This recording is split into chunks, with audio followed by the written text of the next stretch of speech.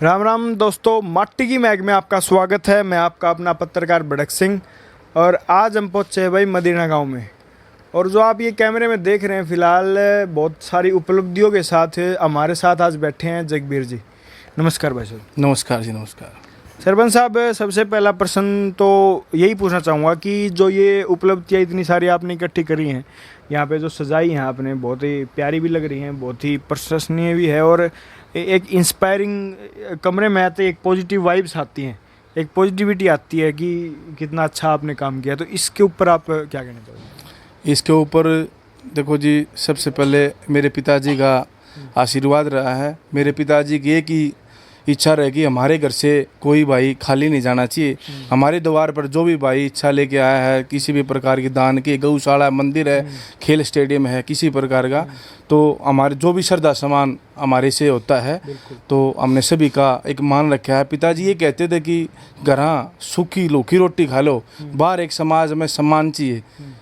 और ये मेरे पिताजी का उपलब्धियाँ 2001 से मेरे पिताजी गांव में, महम चौबीसी में, सभी जगह सभी दान स्थल करते रहे हैं। उसी योजना उसी के कर्म आधार पे मैं चलता हुआ 5 साल हमने भी पिताजी के विचारों पे चलने की कोशिश करी है। हमारे भी 5 साल कार्यकाल में हमारे पास जो भी भाई कोई गौशाला का है, कोई अतिथि गौशाला में चीफ गेस्ट के लिए, किसी भी क्रिकेट में, कबड्डी में, किसी भी प्रोग्राम के लिए हमारे पास कोई भाई आया है, हमने उसका तय दिल से चंदा दिया है और तय दिल से वहाँ पहुँचे हैं और हमें आदर मिला है। जो लोगों ने हमें पगड़ियाँ पहना के स्वागत किया है, उनकी लाज रखी है। किसी भी समय किसी भाई को भी कोई समस्या आई, हम तय दिल के लिए 24 घंटे दरवाजे खुले रहे हैं।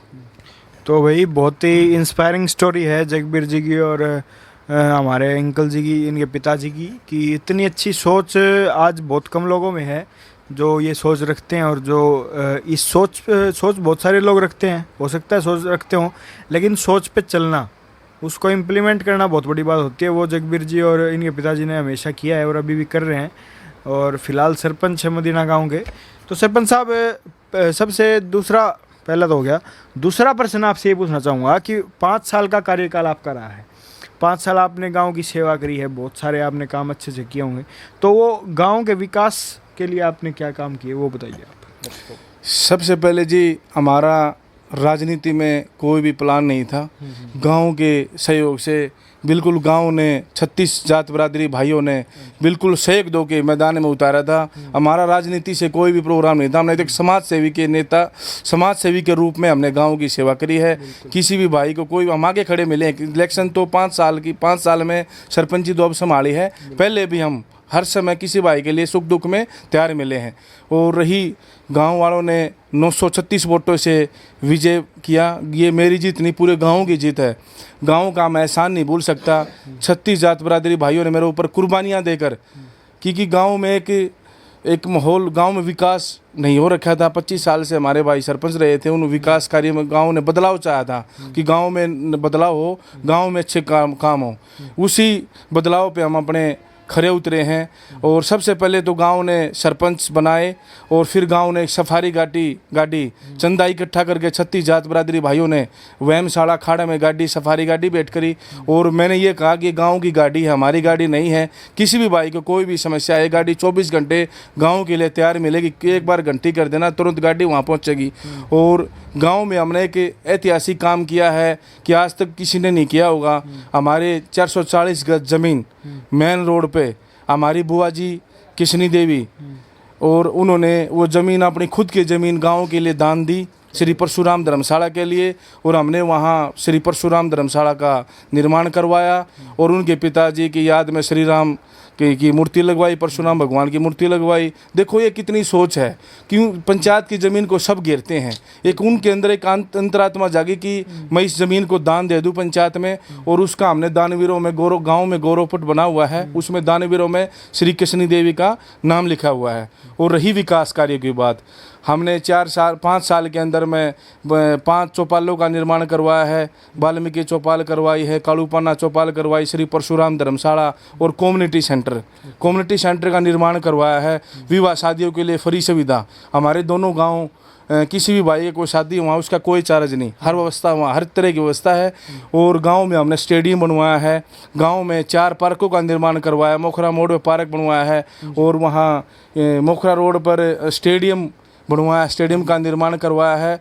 और हमने लेडीज़ों के लिए ओपन जिम रखवाया, ताकि हमारे आज के दिन गांव में काम रहे नहीं, सबको बाहर, डॉक्टरों का कहना है कि बाहर घूमो, सैर करो, ताकि शरीर स्वस्थ रहे। तो हमने लेडीज़ों की व्यवस्था देखते हुए, लेडीज़ हमारी रोड पे, मेन रोडों पर जाया करती थी, तो हमने वहाँ, हमारा ट्रैफिक बहुत चलता है कि NH9 रोड है, रोहतक टू हिसार, तो मैं भय रहता था।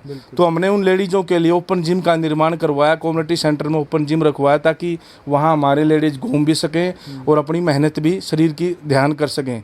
और युवाओं के लिए फ्री जिम लगवाया, फ्री सेवा जिम का, कोई गाँव में जिम था 500 रुपये चार्ज था, हमने फ्री रखवाया। और हमने 4 शमशान घाटों का निर्माण करवाया है, 4 दुआरी है, शेड है, बरंडा है, वहाँ पीने के पानी, ताकि पीने के पानी के लिए नलके का भी व्यवस्था करवाई है। और हमने गांव की हरिजन बस्ती के लिए पीने के पानी की समस्या थी, वहाँ स्पेशल ट्यूबवेल लगवा के पूरी हरिजन बस्ती के लिए, और वहाँ पूरी हरिजन बस्ती के लिए पाइपलाइन दबवा दी गई है, ताकि किसी को भी, सरकारी भी लाइन है और पर ये भी करवा दी, ताकि किसी भाई को अगर सरकारी हमारा 3 दिन में पानी आता है, तो हमारा किसी भी टाइम डेली 1 घंटा पानी चलता है। और हमने गाँव का अहम मुद्दा जो आज तक नहीं हुआ, हमारे गाँव में 341 लाख रुपये, 3 करोड़ 41 लाख रुपये न्यू निडाना माइनर रजवाया के लिए हरियाणा सरकार ने मंजूरी दी है और सैंक्शन लेटर कर दिया है जारी।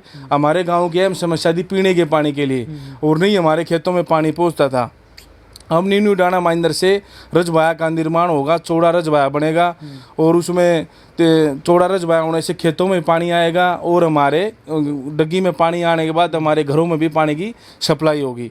और रही गांव में और विकास कार्यों के बाद, काफ़ी सब गलियां, तो कोई गली में खाचा नहीं मिलेगा, तो ताकि सभी CCTV कैमरे लगवाएं बस स्टैंड पे। एक बहुत बड़ा मेरा सपना था गांव का, जो कि कोरोना काल में थोड़ा सा विकास कार्य नहीं हो सके। हमने पूरे गांव को 1 करोड़ कुछ रुपये का एस्टीमेट भिजवा रखा था। पूरे गांव को मैं वाईफाई करना चाहता था, ताकि मेरा गांव वाईफाई फ्री हो। आजकल क्योंकि जिस तरह लॉकडाउन में स्कूल बंद रहे, बच्चों के पास नेट की सुविधाएं नहीं थी, गरीब बच्चे भी हैं, उनके पास सुविधा। मेरा ये सपना था कि मैं वाईफाई से नेट फ्री करूं, हर बच्चे को नेट की सुविधा मिले, ताकि हमारे बच्चे आगे बढ़ें और भविष्य में आगे पाएँ। और मैंने जो भी बच्चा गांव में किसी भी समय, गांव में किसी भी खेल में कोई भी बच्चा फर्स्ट आया है, हमने पंचायत की तरफ से उसको सम्मानित किया है, और 15 अगस्त और 26 जनवरी को उसका सम्मान दिया है। और मैं समय समय पर स्कूलों में जाके, सरकारी स्कूलों में जाके टीचरों का ध्यान रखना, टीचर टाइम पे आते कि नहीं आते, बच्चों के पूछना, किसी भी बच्चों को टीचर से कोई शिकायत है तो हमें बताएं, ताकि किसी बच्चे को परेशानी ना आए।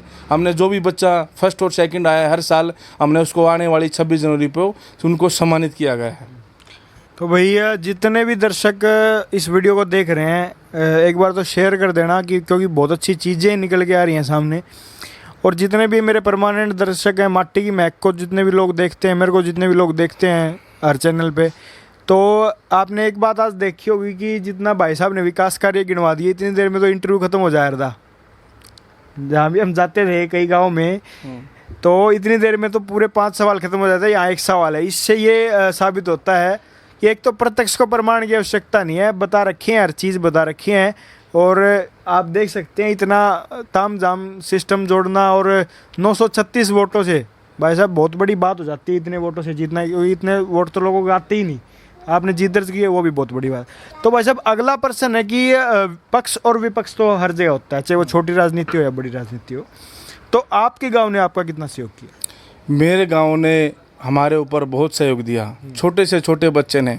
जिस दिन मेरे को सरपंच बनाया गांव ने, हमने उसी दिन कह दिया था कि 36 जात बरादरी भाइयों ने मेरे को सरपंच बनाया है। किसी भी समय जिस भाई ने वोट दी है नहीं दी है, सबका आदर होगा, सबका सम्मान होगा। किसी भाई को समस्या है, हमने आज तक 5 साल में कोई भी मुकदमा दर्ज नहीं होने दिया, चाहे वो राजीनामा, चाहे किसी के पैर पकड़ने पड़ो, किसी भी तरीके से मनाया सभी भाइयों का। छोटी राजनीति नहीं करी हमने, भाई भाई को बिठा के आपस में एक भाई का पक्ष ना, हमने राजीनामा को वहीं समाप्त किया। और मेरे गाँव ने मेरा 5 साल, एक तो सरपंच बनाना होता है, मेरे गाँव ने सरपंच बनाया कुर्बानियाँ दे के, और मेरे सरपंची को संभाला। जैसे गाँव ने कहा वैसे हमने काम किया, गाँव से बाहर हम नहीं गए। गाँव ने मेरा पूरा सहयोग दिया। मैं पूरे गाँव का शान जिंदगी भर नहीं बोलूँगा, अपने बच्चों को भी ये कहूँगा कि गाँव का शान नहीं बोला। मेरे गाँव ने मेरे ऊपर पूरा सहयोग देगा, पूरा आशीर्वाद देके कि पूरी 5 साल सरपंची को चलाया। और गाँव की एक इच्छा थी मेन कि हमारे गाँव में गिंदराने के अंदर 2 पंचायत, क्योंकि काफ़ी बड़ा गाँव हो गया है, 2 पंचायत बने। गाँव के आशीर्वाद से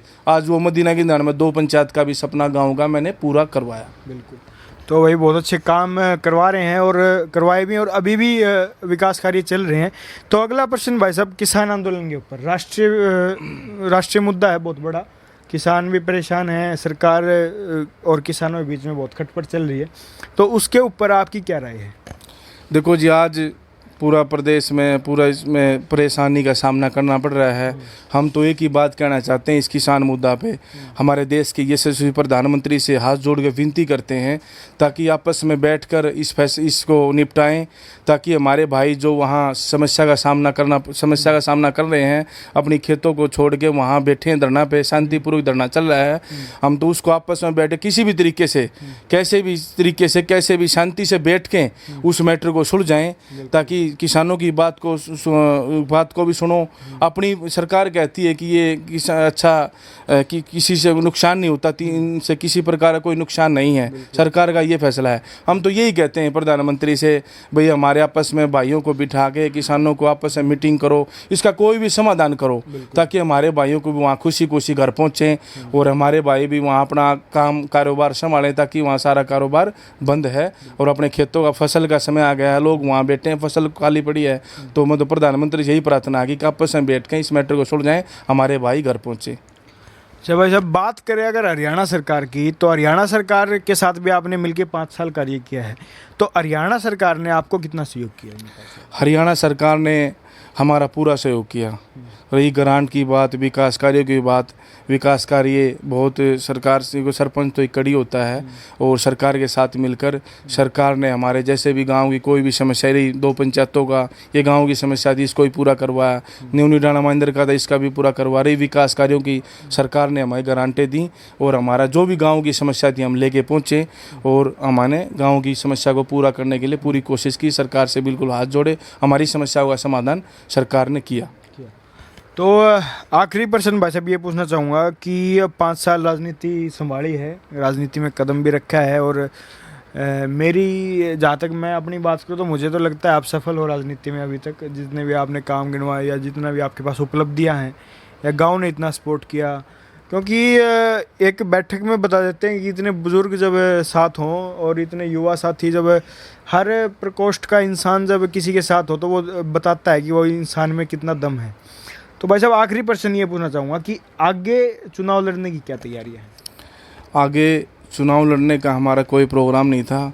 जैसे कि 2 पंचायतों का फैसला हुआ, तो भाईचारा ने 17 जनवरी को 5 साल कार्यकाल पूरा हुआ, उसमें उस प्रोग्राम पे मीटिंग थी। सभी युवाओं ने, भाईचारे ने पगड़ी दोबारा से फिर बांधने का फैसला लिया, और हमने यही कहा कि इस पगड़ी की लाज रखूंगा, और सभी ग्रामवासियों से हाथ जोड़ के वोटों की अपील करेंगे और काम के बेस पर वोट मांगे। किसी के भी घर जाऊंगा, भी काम किए हैं, अगर काम नहीं किए तो वोट मत देना। शांति रही है, किसी बच्चे को गाँव में, चाहे छोटा बच्चा हुआ, किसी को भी आज तक कोई ये नहीं कहेगा कि किसी को भी गाली दे के कोई बात हुई है।